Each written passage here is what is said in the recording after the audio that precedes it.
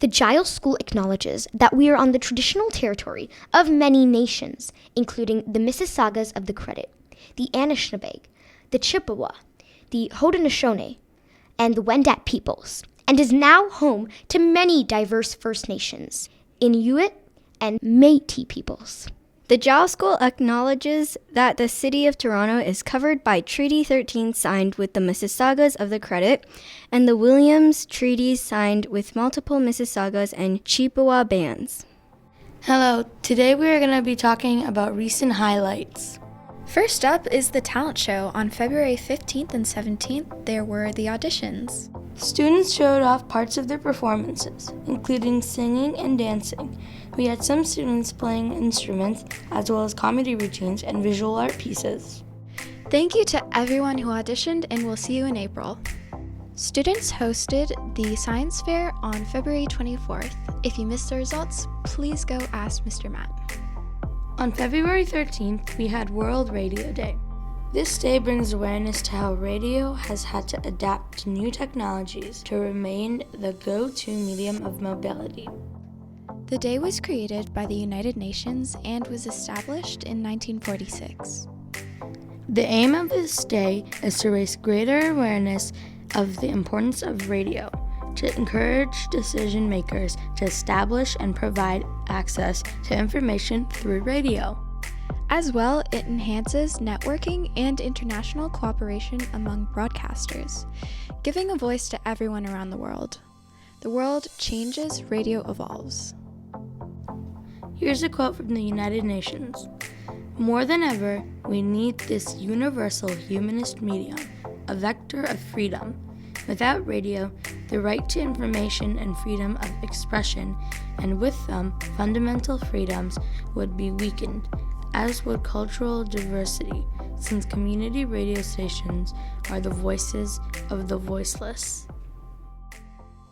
This brings us into our next topic. Coming up on April 6th, we'll be having World Poetry Day. Here's a poem that the grade 7 and 8s have been preparing and memorizing by Charles Baudelaire called L'Homme et la Mer. Homme libre, toujours tu chériras la mer. La mer est ton miroir. Tu contemples ton âme dans le déroulement infini de sa lame. Et ton esprit n'est pas un gouffre moins amer. Tu te plais à plonger au sein de ton image. Tu l'embrasses des yeux et des bras, et ton cœur se distrait quelquefois de sa propre humeur au bruit de cette plainte indomptable et sauvage. Vous êtes tous les deux ténébreux et discrets. Homme, nul n'a sondé le fond de tes abîmes.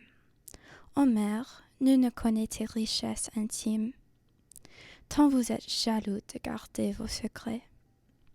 Et cependant, voilà des siècles innombrables que vous vous combattez sans pitié ni remords. Tellement vous aimez le carnage et la mort.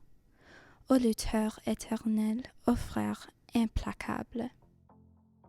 On January 26th, it was International Day of Education.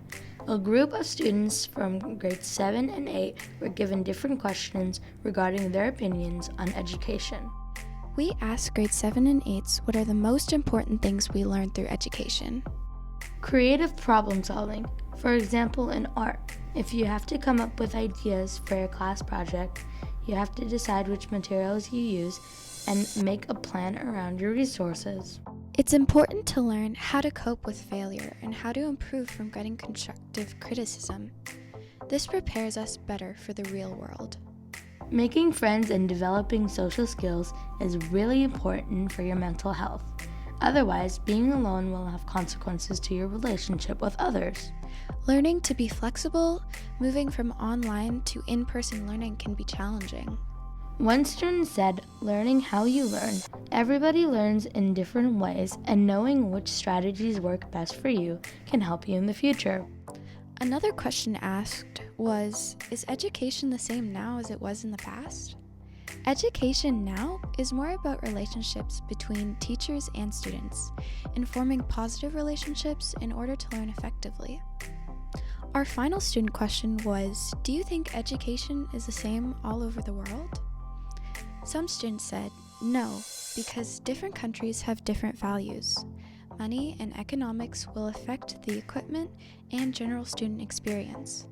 Language is also a barrier, as some languages are harder to learn. Population density can also impact school experience. For students in war-torn countries, they can have an immense amount of stress added to their daily lives in fear of violence. And finally, our quote of the day. Education is the most powerful weapon which you can use to change the world. This quote was by Nelson Mandela. Thanks for listening to the JAWS podcast. See you next time.